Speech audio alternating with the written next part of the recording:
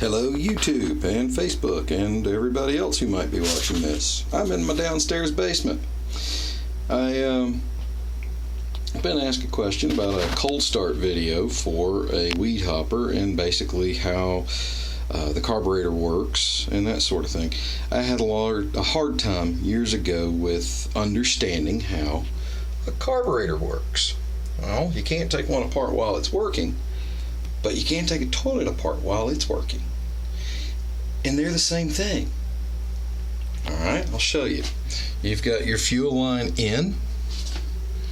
Okay, fuel line in. You've got a float right here. The floats are in here. Remember I said you can't take it apart while it's working.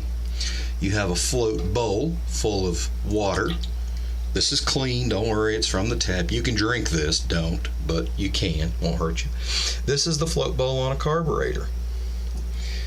Down there on the bottom, that copper stained little doohickey is where the throttle plate would be in this carburetor. This one is a Makuni that came off of my old Chodia 460.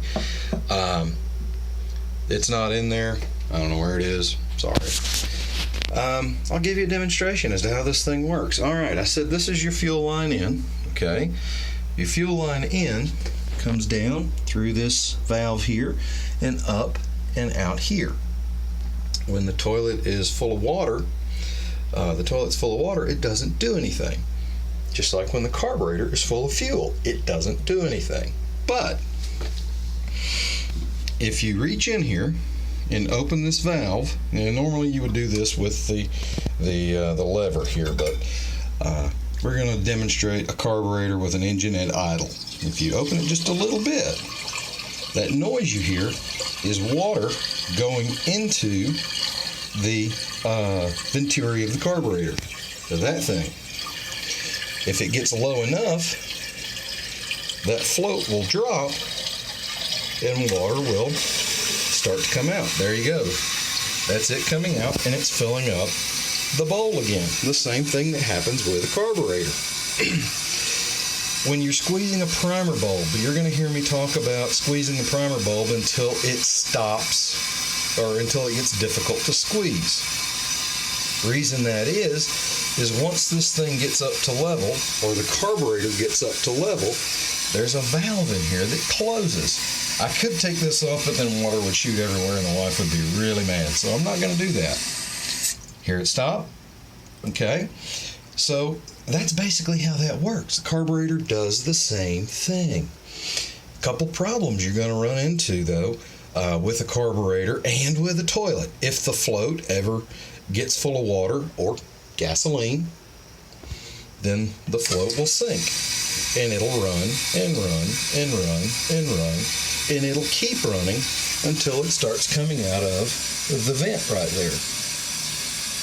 Okay? There's a few things on a carburetor that it has that an engine, that a toilet doesn't, but for the most part, they really work about the same. My dad, years ago, I had a Fiat X1, and I was fighting with the carburetor, trying to figure it out, and he took me in and he showed me this. Okay, now you see the water going down right there? That water going down is the overflow for a toilet. Same thing as that. Okay? The Bing 54 has it, the Makuni has it. Most carburetors have it, a way to get rid of fuel that has overfilled the float chamber. Okay? And that's basically it. Now let's full throttle this thing and get out of here. I should probably install some fart noises here, but I don't really have my little fart there with me, so y'all have a good night. Bye-bye.